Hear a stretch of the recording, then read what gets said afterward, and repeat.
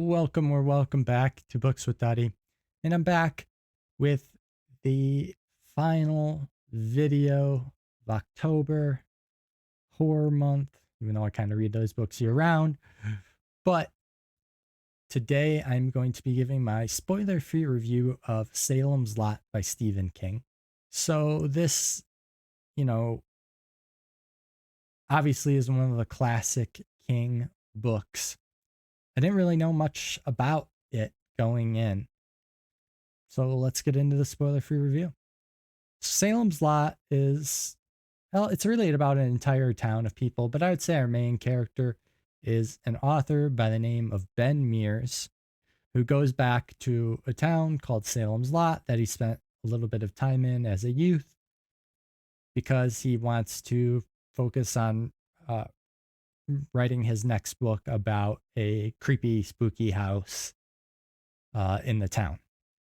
So as Ben gets to town, he starts meeting people, and then weird things start happening. People start disappearing, people start dying, and it's kind of up to Ben and some others to figure out what is going on. So Salem's Lot, overall, I really enjoyed the book. I think it lived up to the hype of, being one of Stephen King's classic books. The way that Stephen King writes is just, there's just something about it that it just makes it so vivid and real. And that was one of the, biggest things that I liked about this book is I just got such a great picture of this town, Salem's Lot, and its residents. Because as I said, Ben is, I would consider the main character, but we get point of views from all kinds of characters, all people from all over town. And we kind of see what their routines are like and what they're doing. And so you get a really good sense of the town on the whole. Now, with that said, even though I really, really enjoyed that, one thing that did drive me up the wall with this book is it feels like a book. It feels like it was like ADHD when writing this. Like you would be at the point of view of one person and then just without warning, it would like say a line or like somebody would be quoted saying something.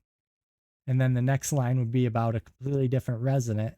And I'm like, okay, well, did that last line, did that apply to the first resident we were reading about or this next one we're going to? Or it would just randomly in the middle of a chapter just jump to a whole new scene that felt like it just jumped around a lot. And sometimes that made it difficult to figure out who was being talked to or talked about or was talking at certain points in the book. Now, I would consider Salem's Lot a slow-ish burn. Certainly not as much of a slow burn as the last Stephen King book I read, which was Revival last week. But there is a lot of world building that goes into this. And I kind of just talked about point of views from all these different residents in town and what they do and their jobs and their families. But it gets really interesting and spooky once the disappearances start happening and some people end up being found murdered. And, I don't want to give anything away, even though I doubt kind of what's happening is a spoiler in this book at this point. But, it went a direction that I liked. The biggest issue that I had was that I would say the villains were really interesting. And I wanted to know more about them and their lore.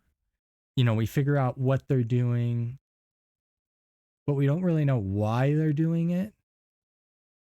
And we don't really know like much about where they came from, um, and their relationship and all of these things about the villains that I think I just wanted to know more about them because they were really interesting villains. Now, I mentioned this was kind of a slow burn, but the last quarter of this book was awesome. Uh, with kind of our group of protagonists, trying to stop what's happening. It was full of scary moments. It was full of spooky moments, creepy moments, um, action packed moments. And, you just really wanted to keep reading and we're wondering, oh no, is this person going to die? Is that person safe? Because there are definitely characters that you are going to get to know well in this book that are not going to make it to the end.